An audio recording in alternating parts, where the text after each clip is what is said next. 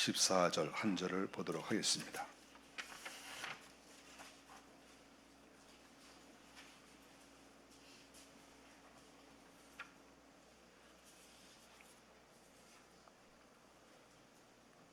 한 목소리로 읽겠습니다. 모든 사람과 더불어 화평함과 거룩함을 따르라. 이것이 없이는 아무도 주를 보지 못하리라. 아멘.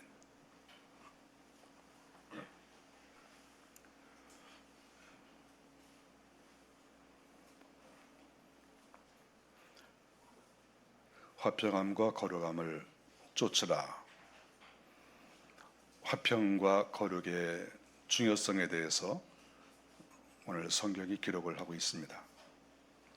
모든 사람과 더불어서 화평하라, 또 거룩하라.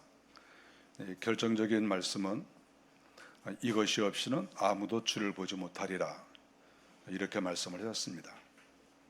우리 기독교에서 제일 중요한 것은 우리 하나님을 믿는 성도가 하나님과 친해지는 것이죠. 깊은 교제를 나누고 우리가 하나님께 예배하고 하나님은 우리에게 복을 내려주시고, 이것이 우리 기독교의 핵심이고 가장 중요한 것입니다. 그런데 사람들하고 화평하고 또 거룩함을 쫓지 않으면 너희들 아무도 주를 보지 못한다. 아무도라고 하는 것은 목사든 장로든 성도든 예수를 50년을 믿었던 10대를 믿었던 그게 다 포함되는 말이에요.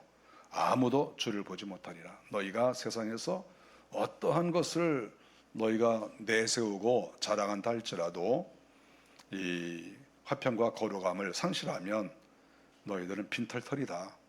이렇게 지금 본문에서 말씀을 하고 있습니다. 화평과 화목이라는 이 말씀은 성경에 굉장히 많이 나오죠. 150번 정도 이렇게 나오고, 또 거룩이라는 이 말씀은 더할 나위 없이 기독교가 이 거룩이 가장 중요한 거니까 성경에 보면 500번 정도 이렇게 나옵니다. 말할 것도 없죠. 기독교란 도대체 뭐냐 그랬을 때 거룩이라고 이렇게 얘기를 할 수가 있죠. 또 화평, 이것도 굉장히 중요한 내용이죠.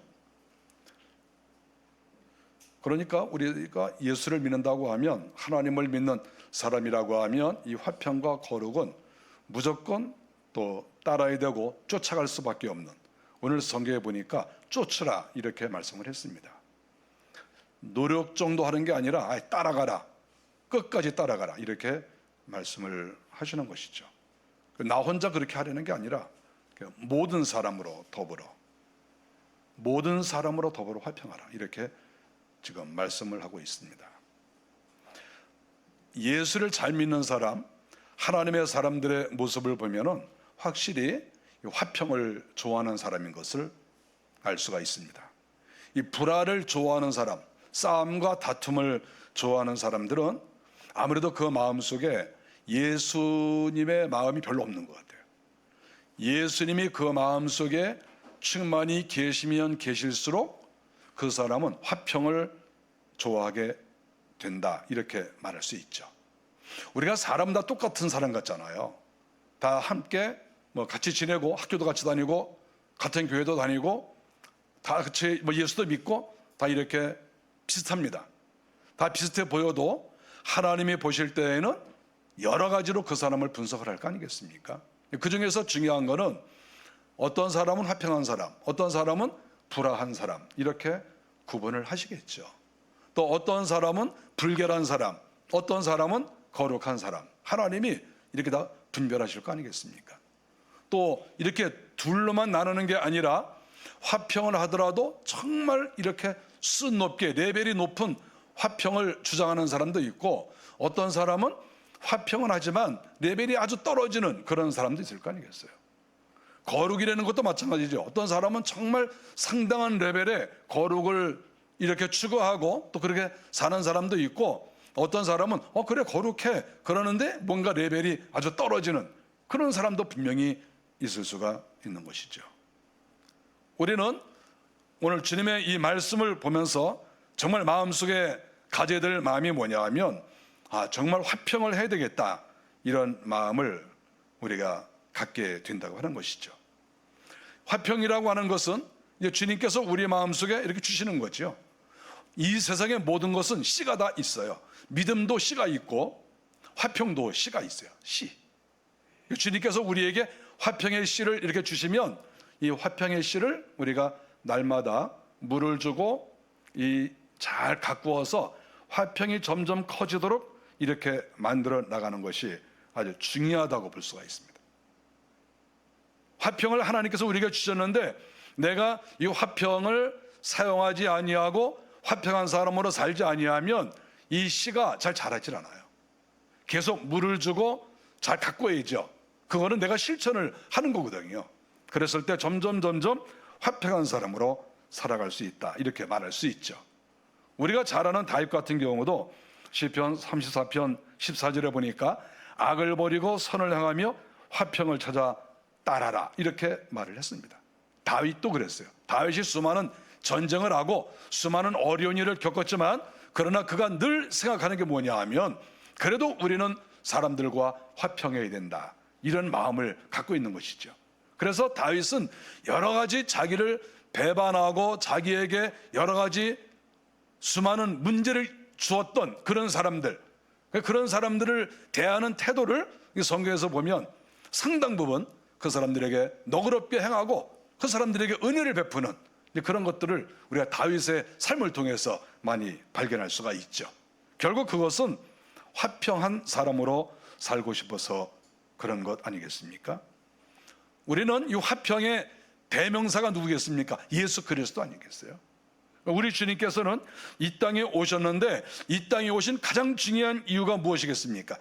하나님하고 우리 인간 사이를 화목하게 만들기 위해서, 화평하게 하기 위해서 주님이 이 땅에 오신 거거든요. 성경에 다 그렇게 있지 않습니까? 골로새서 1장 20절에 보니까 땅에 있는 것들이나 하늘에 있는 것들이 다 화목하게 하려 하심이라. 주님이 십자가 달려 돌아가신 것은 지금까지 하나님하고 우리 인간이 화목하지 않다는 거예요. 서로 사이가 나빠요. 사이가 나쁜 이유가 뭐겠습니까? 우리 인간이 자꾸 죄를 져요. 하나님은 거룩하신 분이라 우리가 거룩하게 살고 선하게 살면 하나님이 기뻐하시는데 우리 인생들을 보니까 너나 나나 할 것 없이 자꾸 죄를 짓는 거예요. 그러니까 하나님의 마음이 보통 불편한 게 아니죠. 불편한 것으로 끝나는 게 아니라 문제는 지옥 백성이 된다는 것이잖아요. 이게 치명적인 거 아니겠습니까? 그래서 우리 주님께서 이 땅에 오셨습니다. 성부 하나님께서 내려가라고 해서 예수 그리스도께서 이 땅에 오신 거거든요. 그리고 십자가에 달려 죽으셨습니다. 십자가에 달려 죽으신 가장 첫 번째 목적, 우리의 죄를 용서해 주시려고. 죄를 왜 용서해 줍니까? 하나님하고 사이를 좋게 만들기 위해서. 우리가 죄가 없어지면 없어질수록 하나님하고 친해져요. 제가 회개를 강조를 많이 하는데 저도 죄가 얼마나 많이 있겠어요. 우리 선조 때부터 지은 죄가 굉장히 많습니다. 그래서 저는 회개 시간이 여러분들이 상상하지도 못할 정도로 저는 회개 시간이 그동안 많이 있었어요.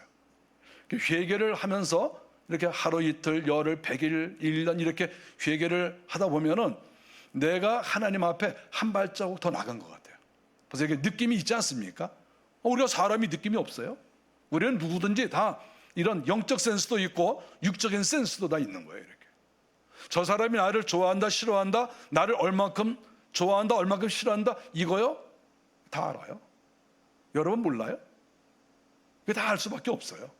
그런데 제가 회개를 계속 하면서 하나님 앞에 바로 살려고 몸부림을 치는데 제가 제 속을 이렇게 생각해 볼 때 내가 하나님께 몇 발자국 더 나간 것 같다, 이런 마음이 들어요. 그런데 저만 나가겠습니까? 하나님도 가까이 오시는 거죠. 하나님의 은혜도 가까이 오는 거죠.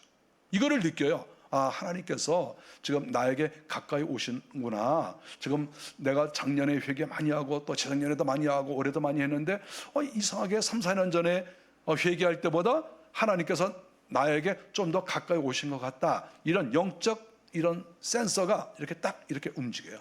느낌이 딱 있어요. 이것은 단순하게 하나님이 나에게 가까이 오셨다, 내가 하나님께 몇 발자국 더 가까이 나갔다, 이것으로 끝나는 게 아니에요. 하나님하고 내가 가까워지면 가까워질수록 수많은 은혜가 생깁니다. 왜 우리가 회개를 하라고 하고 왜 우리가 하나님께 가까이 나가라고 하겠습니까? 그만큼 우리에게 영적으로 또 내가 이 세상을 살아갈 때 많은 은혜를 받기 때문에 그런 거예요.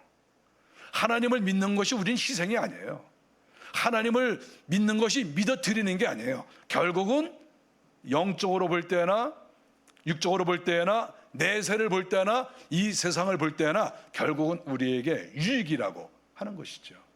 그래서 예수님께서 이 땅에 오셔서 가장 원하셨던 것은 지금까지 우리 인간과 하나님이 서로 거리가 많이 떨어져 있었는데 이 거리를 가깝게 하기 위해서, 거리가 가까워지는 길은 죄를 회개받는 길이죠. 죄 용서가 되는 것이죠. 죄가 없어지는 것이죠.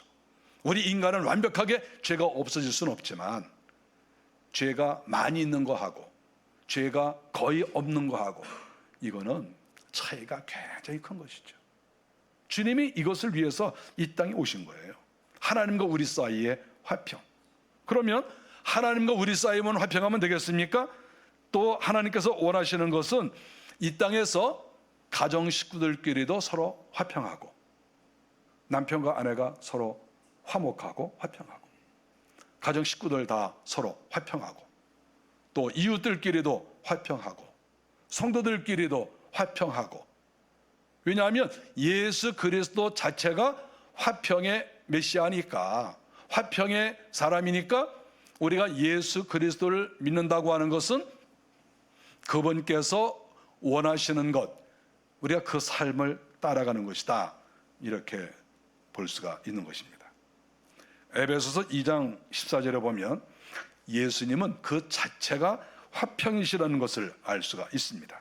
그래서 우리들은 이 땅을 살아가면서 오늘 성경에서 말한 것처럼 모든 사람으로 더불어 화평함과 하는 이 말씀을 생각하고 모든 사람과 화평한 이러한 삶을 살아가기 위해서 우리는 애를 써야 됩니다.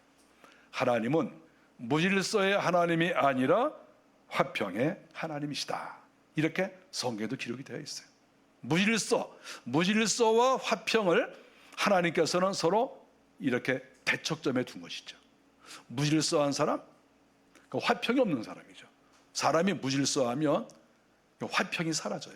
무질서하면 집안에서도 이렇게 내가 어느 위치에 있는지, 내가 아버지인지, 내가 어머니인지, 내가 아들인지 딸인지 내 위치를 모르잖아요. 그러니까 이거 위치를 모르는 건 무질서한 거예요. 무질서하면 거기에서 문제가 일어나요. 이 세상은 다 그래요. 어디에서든지 내가 어떤 사람이냐, 가정에서 내가 어떤 사람이고 직장에서 내가 어떤 사람이냐, 내 위치가 어디지? 내가 교회에서는 내 위치가 어디지? 이거를 바로 알면 이건 무질서가 아니죠. 이것을 잘 모르니까 무질서한 현상이 일어나고 무질서하게 되면 거기에서 마찰이 일어나고 결국은 화평이 사라지고 불화가 온다. 이거는 성경에서도 그렇게 말씀하고 있고 우리의 삶 속에서 인생을 살아보면 바로 그렇다는 것이죠. 그래서 질서 없는 것, 무질서, 이거는 아주 무서운 겁니다. 우리가 특별히 교회 안에서 신앙생활에 나갈 때 내 위치를 잘 알아야죠. 내가 어떤 사람인가, 내가 나이가 몇 살인가, 내가 또 어떤 일을 맡고 있는가, 이런 것들을 우리가 잘 이렇게 나를 살피고 나를 이렇게 탐색을 많이 하시면 그냥 불화할 일이 별로 없다 하는 것이죠. 우리가 세상 어디에 쓰든지 마찬가지예요. 질서가 없으면 여러 문제가 생길 수밖에 없습니다. 성경에서는 이 화평한 사람을 굉장히 높은 단계에 있는 사람으로 보고 있습니다. 우리 주님께서 이 땅에 오셔서 팔복에 대해서 말씀하지 않았습니까? 주님이 이렇게 심령이 가난한 사람 복이 있다, 이렇게 시작을 하셨죠. 8가지 복을 말씀하셨어요. 하나하나 쭉 이렇게 말씀하시는데 7단계에 보면은 그때 화평이라는 말이 나옵니다. 7번째 단계. 그리고 8번째 단계가 의를 위하여 핍박을 받는 것, 이것으로 종결 딱 되죠. 저는 이것이 이 8가지 복을 저는 하나하나 이렇게 따로따로 보지 않습니다. 저는 이걸. 그러니까 뭐 이렇게 화평의 복, 화평한 사람에게 내리는 복, 의를 위하여 핍박을 받는 사람 복, 또 뭐 어떤 사람은 무슨 복, 이렇게 8가지를 하나하나 개별적으로 보지 않고 맨 아래부터 점점 올라가서 나중에 8단계까지 가는 것으로 저는 이렇게 이 성경을 볼 때 그런 생각이 들어요. 이렇게 볼 때. 그런데 이 7번째 단계가 무엇입니까? 화평이에요. 화평. 화평케 하는 자. 화평케 하는 자? 이거 맨 처음에 1번부터 하면 얼마나 좋겠어요? 1번부터 나오지 않았어요. 1, 2, 3, 4, 5, 6을 잘할 때 7번인 이 화평의 사람이 될 수가 있는 것이고, 마지막 단계가 의를 위하여 핍박을 받는 거예요. 이런 사람 어려워요. 우리가 이 땅에서 다 자기가 잘못해서 고난받고 환난 받는 게 많은 것이지, 의를 위하여서 핍박받는 사람이 얼마나 되겠습니까? 몇 사람 없어요. 의를 위해서 핍박을 받는 사람, 진리를 위해 싸우다가 핍박을 받고 그런 사람이 얼마나 되겠습니까? 그래서 우리 주님도 팔복에 대해서 이렇게 말씀하실 때 7번째 단계로 화평에 대해서 말씀하신 거예요. 화평케 하는 사람은 복이 있다. 그러면 화평케 하면 어떤 복을 받습니까? 제가 성경을 이렇게 쭉 찾아봤어요. 지난주에 쭉 찾아보니까 수많은 복들이 이렇게 있습니다. 어떤 복이 있겠습니까? 무엇보다도 이 땅을 차지하는 복을 받습니다. 성경에 그렇게 나와 있어요. 화평하잖아요. 온유하고 화평하고, 그런 사람은 이 땅을 하나님께서 주시는 거예요. 이 땅에 땅도 주시겠고 또 하늘나라에 땅도 주시겠죠. 이 땅이라는 것은 우리에게 굉장히 중요한 거죠. 온유한 자가 땅을 얻는다. 화평한 자가 땅을 얻는다. 자꾸 불화하고 싸우고 다투면 내 것을 잃어버려요. 내 지위를 잃어버리고 내 위치가 점점 어려워져요. 우리가 주변에서 보십시오. 우리가 살면서 보십시오. 자꾸 다투고 싸우는 사람은 자기 자리에서 오래 있지를 못해요. 뺏겨. 그 자리를 뺏겨. 불안한 사람들은. 그러나 화평한 사람, 또 힘들고 어려워도 인내하는 사람, 이런 사람은 그 자리를 자기가 오래 차지할 수 있고, 하나님이 여러 가지 복도 주시고, 당연히 하늘나라에서도 하나님께서 좋은 것을 주시죠. 화평한 사람은 의의 열매를 거둔다. 야고보서 3장 18절에 말씀하고 있어요. 의의 열매를 거둔다. 불화한 사람, 그래서 자꾸 싸우고 다투고 불화한 사람은 좋은 열매를 맺을 수가 없어요. 저도 인생을 살아보니까 그렇더라고요. 싸우고 다투고 그러는데 거기에 무슨 의로운 것이 있겠습니까? 인내하고 고난을 참고 하나님을 바라보고 또 오늘 내일에 충성하고 이렇게 할 때 결국에는 열매가 있어요. 열매가. 기독교 안에서 마찬가지예요. 그래서 우리가 복을 많이 받는 사람들의 특징을 가만히 보면 똑똑한 사람도 아니에요. 뭐 좋은 학교 나온 사람들이 이 땅에서 복 받는 것도 아니에요. 뭐 여러분이나 저는 얼마나 많은 사람을 받겠어요. 이 땅 살면서. 많은 사람 맞는데 똑똑하고 좋은 학교 나왔다고 복 받는 거 아니에요. 결국은 하나님 앞에서 겸손하게 자기 자신을 내려놓고 화평을 도모하고 겸손하게 성실하게 자기 일을 해나갈 때 사람들도 그 사람을 인정해주고 하나님께서도 그 사람에게 이 땅을 주시는 거예요. 성경에서도 그렇게 말씀하지 않습니까? 마귀가 노리는 것이 무엇입니까? 마귀는 성도들에게 이렇게 평화롭고 또 안정되게 사는 것을 싫어해서 마귀는 늘 사람들에게 불화하게 하는 것, 싸우게 만드는 것, 이게 마귀가 하는 것 아니겠습니까? 요한계시록 6장 4절에 보니까 붉은 다른 말이 나와서 땅에서 화평을 제하여 버리고, 즉 마지막 시대에 마귀가 딱 등장하는데 이 마귀가 나와서 무슨 일을 하나, 그리고 가만히 요한이 보니까 화평을 제하여 버린다는 거예요. 마귀가 하는 일이 이거 얼마나 무섭습니까? 마귀가 하는 일이 사람의 재산 뺏어갈 수도 있고, 마귀가 뭐 여러 가지 못된 일을 많이 할 수 있죠. 마귀가 뭐 못하겠어요. 그런데 가만히 보니까 마귀가 가장 힘쓰는 일이 화평을 없애버리는 거예요. 화평을. 이게 무서운 일이에요. 이게 화평을 없애버린다. 우리의 주머니에서 물질이 나가는 것도 굉장히 심각한 일입니다. 근데 더 무서운 일이 뭔 줄 압니까? 화평이 깨지는 일이에요. 남편과 아내가 서로 화목하지 못한다. 얼굴을 보기도 싫다. 남편의 얼굴, 아내의 얼굴을 보기만 하면 가슴이 이렇게 벌렁벌렁하면서 이렇게 가슴이 답답해진다. 그런 경우가 많이 있거든요. 이거요, 정말 이거 가슴 아픈 일이에요. 가슴 아픈 일. 우리가 생각할 때에는 인간이 살아가다 그럴 수도 있지 뭐 이렇게 생각할지 모르지만 마귀가 그걸 좋아한다 이거예요. 우리가 꼭 그거를 마귀가 지금 시켜가지고 그렇게 됐다 이렇게 말하기는 좀 곤란해요. 그렇지 않습니까? 우리가 뭐 누가 마음이 불편하다 싸웠어 그러면 그 마귀가 한 거야 이렇게 말하면 이건 좀 심한 거 아니겠어요? 뭐 내가 오늘 남편하고든 다퉜어요 그러면 마귀가 한 거예요. 그럼 뭐 어떻게 써서 마귀가 한 거예요. 그러면은 이거 살아남을 자가 없어요. 그럼 목사한테도 맨날 마귀가 역사해. 그렇게 말하는 건 어려워요.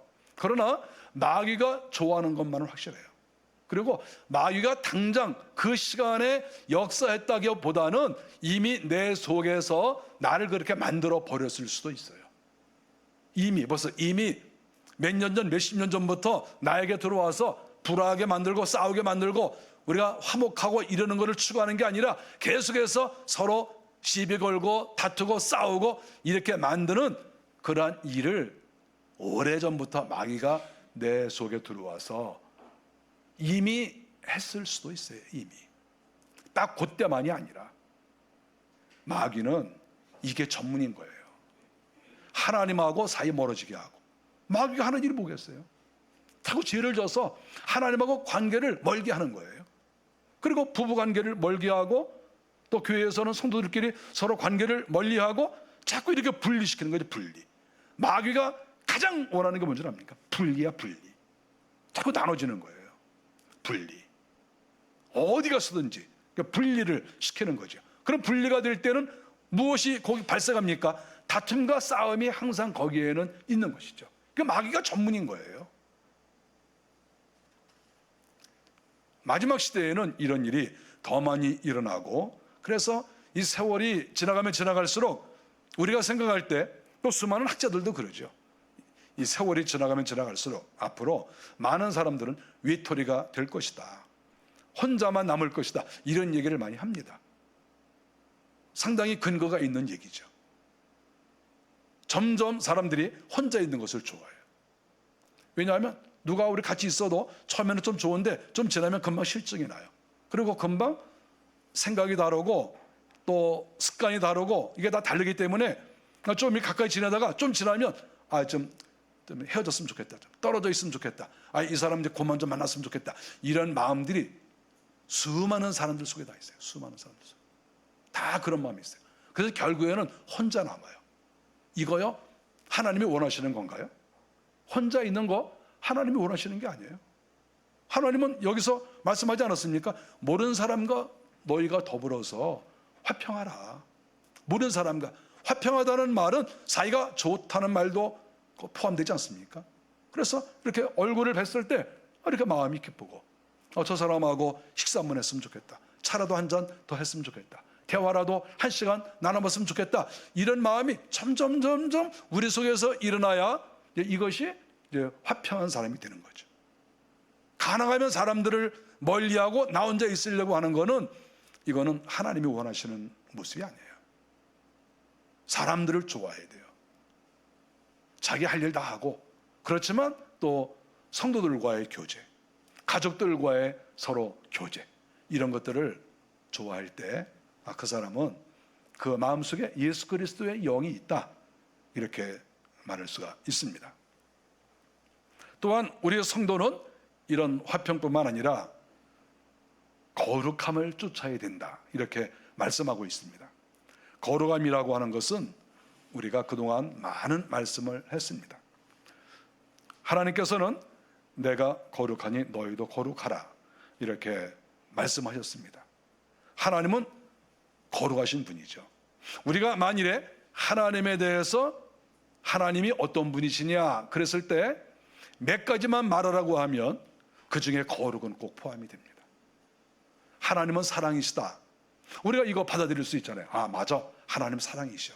그 다음에 몇 가지만 이야기하라고 했을 때 여러분은 어떤 이야기를 하겠습니까? 처음에는 사랑이라고 말할 수 있고, 그 다음에는 하나님은 거룩하신 분이다, 이렇게 말할 수 있죠. 그리고 만일에 여러분이 몇 가지를 더 추가한다고 하면 어떤 말씀을 하고 싶습니까? 저는 하나님은 능력의 하나님이다, 이렇게 말하고 싶어요. 창조주이시니까. 뭐 그 외에 하나님에 대해서 우리는 여러 가지로 이야기할 수 있죠. 그러나 첫 번째가 하나님은 사랑의 하나님이시고 그 다음에가 거룩의 하나님 아니겠어요? 이거 빼놓으면 안 되는 거죠. 그랬을 때 하나님께서는 내가 거룩한데 이것으로 끝나는 게 아니고 너희들도 거룩해라, 하나님이 이렇게 말씀하시는 거예요. 하나님하고 친밀하기를 원하는 사람, 하나님하고 친하게 지내고 하나님에게 복을 많이 받기를 원하는 사람, 하나님이 주시는 그런 신비한 능력을 많이 받기를 원하는 사람, 이런 사람이 꼭 우리가 가야 될 길은 거룩이라는 길이에요. 이 길을 걸어가지 않고서는 하나님하고 친해질 수가 없어요. 절대 친해질 수가 없어요. 거룩이라고 하는 것은 정말 하나님과 손을 잡는 행동이라고 말할 수 있어요. 하나님은 거룩한 사람에게 하나님의 손을 내미시고 손을 잡아주신다, 저는 이렇게 분명히 믿어요. 저는 이런 영성과 거룩에 대한 책들을 상당히 많이 읽었어요. 정말 우리나라에 누구 못지않게 엄청난 독서력을 가지고 있어요. 그런데 이 교회사에 나타난 수많은 인물들, 그 인물들, 특별히 하나님과 관계가 좋고 신령한 은혜를 받으신 교회사적 인물들, 그 인물들을 보면 빼놓지 않고 나오는 게 거룩이에요. 거룩. 그분들이 거룩한 삶을 살았어요. 거룩해지려면 일단 지은 죄를 회개해야죠. 그리고 또다시 죄를 짓지 않으려고 노력을 해야죠. 우리는 완벽하지 않아요. 내가 지은 죄를 다 회개했다고 해도 회개 다 못했어요. 또 내가 죄를 짓지 않으려고 해도 또 죄를 져요. 그래서 저도 날마다 회개해요. 날마다. 죄는 날마다 하는 거죠. 날마다가 아니라 순간순간 하는 것이죠. 그만큼 우리 자신이 허물이 많아요. 그런데 문제는 이 허물이 많고 죄가 많을수록 하나님하고 사이가 멀어진다는 거죠. 그러니까 정말 신령한 은혜를 받기를 원한다, 하나님하고 친밀해지기를 원한다, 교회사에 나와 있는 수많은 유력한 인물들, 그런 분들이 부럽고 정말 그분들처럼 살고 싶다, 이런 마음이 있으면 회개를 하셔야 돼요. 회개하시고 또 죄를 짓지 않으려고 애를 쓰시고, 그러면 그만큼 하나님께서 은혜를 주세요. 우리가 여러 가지 할 수도 있죠. 물질도 많이 드릴 수 있고 교회에서 여러 가지 봉사활동도 많이 할 수 있어요. 그것도 하나님이 다 알아주세요. 그런데 하나님하고 친밀해지는 것, 영적으로 신령해지는 것, 이런 것은 결국은 하나님의 말씀대로 거룩해지는 길밖에 없다. 거룩해지려면 죄를 회개하고 또 죄를 짓지 않으려고 애를 써야 된다 하는 것을 여기서 가르쳐주고 있습니다. 그래서 우리 성도들은 날마다 화평하고 또 거룩하고 이 두 가지를 날마다 힘을 좀 써야 되는 것이죠. 여름이 이제 왔습니다. 여름에 휴가철이니까 휴가들 많이 다니시겠죠. 저도 뭐 여름뿐만 아니라 여러 친구들과 선교 여행도 제가 많이 했습니다. 단기 선교 젊었을 때도 많이 다녔죠. 3명, 4명, 5명 이렇게 선교 여행을 다니는데 제가 이렇게 다녀보면 싸울 일이 많아요. 왜냐하면 다 친구들이고 다 똑똑하시고 다 부족한 사람이 없어요. 그런 사람들하고 이렇게 다니잖아요. 다니면 이제 꼭 이제 누가 얘기를 합니다. 우리 기차 타고 갑시다. 그럼 한 사람이 우리 버스 타고 가자. 한 사람은 그냥 택시 타고 가. 틀림없이 여러 가지 의견이 나옵니다. 여러분은 안 그래요? 어디 뭐 서로 이렇게 식당에 가서 우리 갈비탕 먹읍시다 그러면 꼭 누가 옆에서 또 국수 먹자고 그래. 틀림없이 그래. 틀림없이. 그런 말이 나올 것을 대비해야 돼. 틀림없어. 그래서 제가 이렇게 여름철에 친구들하고 이런 단기 선교 가고 외국에 나가서 나가 다니는데 특별히 외국은 얼마나 위험합니까? 그리고 저는 압록강, 두만강 쪽에를 굉장히 많이 갔거든요. 그러니까 굉장히 살벌하고 위험해요. 그런데 갈 때마다 늘 조심스러운 게 우리가 싸우면 금방 들통이 나요. 이렇게 저거 서울에서 왔네? 그러면 이제 큰일 나잖아요, 이게. 그러니까 이제 서로 조심조심 말도 조그맣게 하고. 근데 틀림없이 우리 저녁 먹고 산책합시다. 그러니까 압록강 변을 산책합시다. 그러면 그냥 위험한데 가만히 있어. 한 사람은 그래도 나가. 나갔더니 북한 군인들이 이렇게 여기 이렇게 눈이 빨간 놈들이 왔다 갔다 하는데 얼마나 가슴이 막 두근두근한지. 그러니까 야 들어가자. 그래도 아니야 좀 다녀봐야 돼. 다녀보고 뭐 이렇게 되는 거 아니겠어요? 서로 싸워. 들어가서 막 싸워. 제가 친구들과 다니면서 많이 이렇게 다퉈볼 일이 있는데 제가 항상 양보하자. 늘 그런 생각을 했어요. 그래, 내가 이거를 모르는 것도 아니고 나도 다 알지만 그래, 상대의 의견을 내가 존중하자. 이런 마음으로 뭐 그러자 이렇게. 그래서 제가 별명이 호구예요. 제 주장이 없어요. 저는 생각이 없겠어요? 저도 생각 다 있어. 나도 생각이 다 있고 나도 나름대로 똑똑해. 그런데 그 상대를 해보면 이게 허당이야, 허당. 왜 그런 줄 알아요? 스스로 그렇게 하는 거야, 스스로. 그래, 내가 양보하자. 양보하는 이유는 뭐겠어요? 화평을 위해서. 우리가 다른 것을 잘한다 할지라도 화평이 깨지면 이게 지속이 안 돼요. 화평이 깨지면. 아무리 좋은 계획이 있고 아무리 좋은 사람들이 많이 모였어도 화평이 깨지면 그 다음에 일이 안 됩니다. 진전이 안 됩니다. 굉장히 중요한 일이거든요.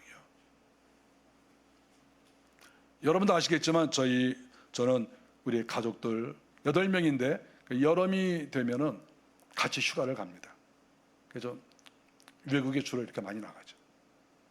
여행사에서 이렇게 운전해주고 뭐 그러신 분이 이만한 사람들이 8명씩 이렇게 다니면 다 궁금해해요. 도대체 어떤 관계냐. 그래서 우리 뭐 사위고 며느리고 뭐 우리 아내고 뭐 다 이렇게 얘기를 하면 신기하대. 뭐가 신기하냐? 일단 시간이 똑같이 나서 같이 다닌다는 게 신기하고, 두 번째로는 안 싸우고 다닌다는 게 너무 신기하다. 저는 그 말이 이렇게 귀에 이렇게 많이 들어와 있어요.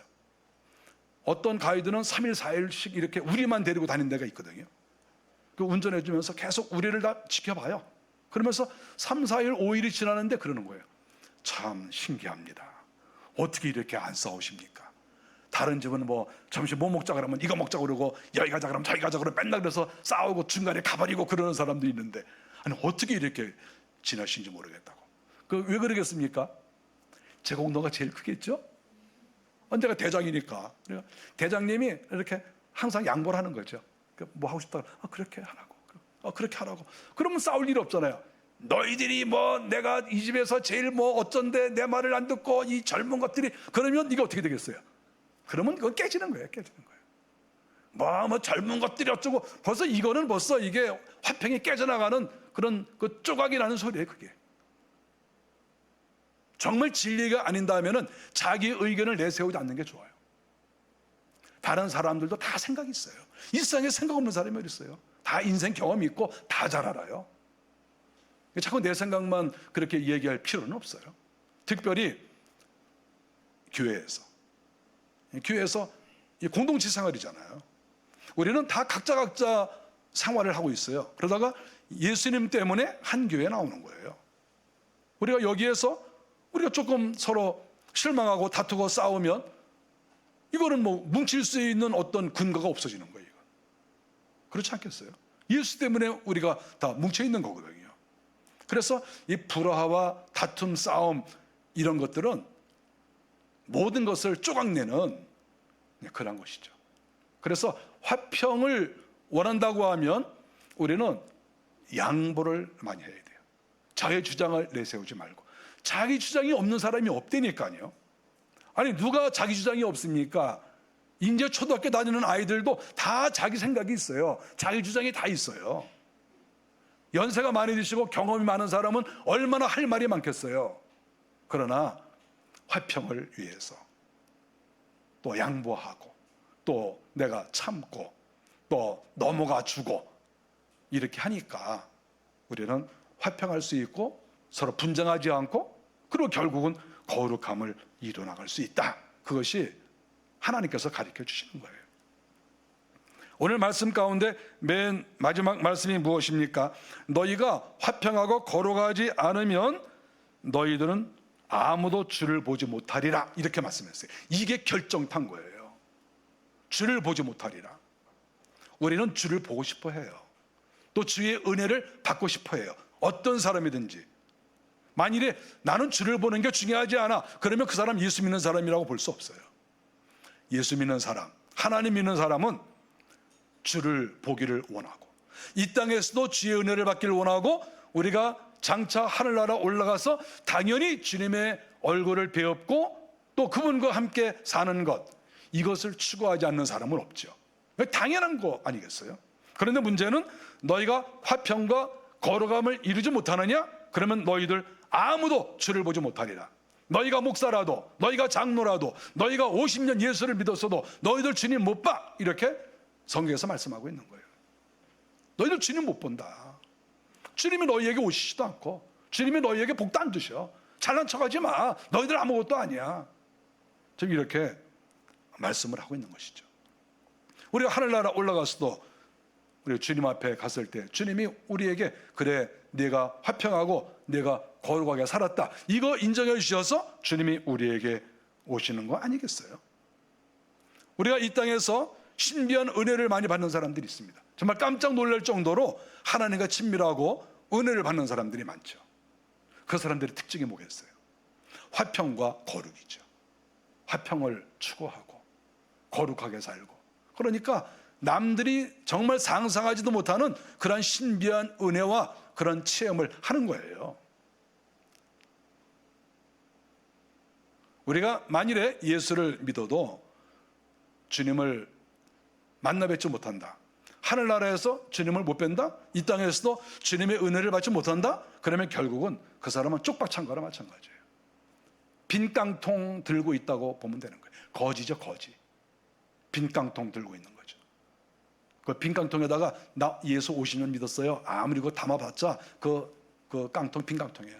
그거 아무것도 아니에요. 아무것도 아니야. 50년 믿은 게 뭐가 중요해? 내가 목사입니다, 내가 장로입니다, 그거 아무 필요 없어요. 그거 하늘나라 올라가면 주님께서 목사 모여라, 장로 모여라, 안 그래요. 하늘나라 올라가면 직책이 다 필요가 없어요. 다 1대1로 그 영혼을 주님이 하나하나 다 만나는 거예요. 아무 필요가 없는 거예요. 하늘나라 올라가 보세요. 아무 필요 없어. 그러니까 제가 이렇게 이 성경 말씀을 볼 때 우리가 까딱 잘못하다가는 빈 깡통 들고 다닐 수가 있겠다, 이런 생각이 드는 것이죠. 아무도 주를 보지 못하리라. 아니, 예수를 믿으면 주를 봐야 될 거 아니에요. 회개를 했다고 하는 사람이 많으니까, 또 충성했다고 하는 사람이 많으니까 다 주를 본다고 해야 될 거 아니에요, 성경에. 근데 성경이 어디 그랬습니까? 화평함과 거룩함을 쫓지 않으면 누구든지 주를 보지 못한다. 뭐 회개했어? 무슨 회개를 했어? 뭐 충성했어? 무슨 충성했어? 그거 아무 필요 없어. 화평과 거룩함, 이거 너희들이 실천했느냐, 이게 가장 중요한 일입니다. 우리가 새롭게 교회를 섬겨 나가게 될 때 우리가 여러 가지로 추구해야 될 것이 있죠. 정말 이런 교회로 만들어가고 싶다, 또 이런 성도가 됐으면 좋겠다, 이런 것들이 왜 없겠습니까? 다 있죠. 오늘 이 성경에 기록되어져 있는 이 내용, 화평함과 거룩함을 쫓아라 하는 이 말씀을 우리 교회 성도들이 저부터 다 실천을 잘 하셔서 이 땅에서도 하나님께 많은 사랑을 받고 저 하늘나라 올라가서도 주님 앞에 떳떳하게 고개를 들 수 있는 우리 모두가 되시기를 간절히 바랍니다. 기도하겠습니다. 하나님,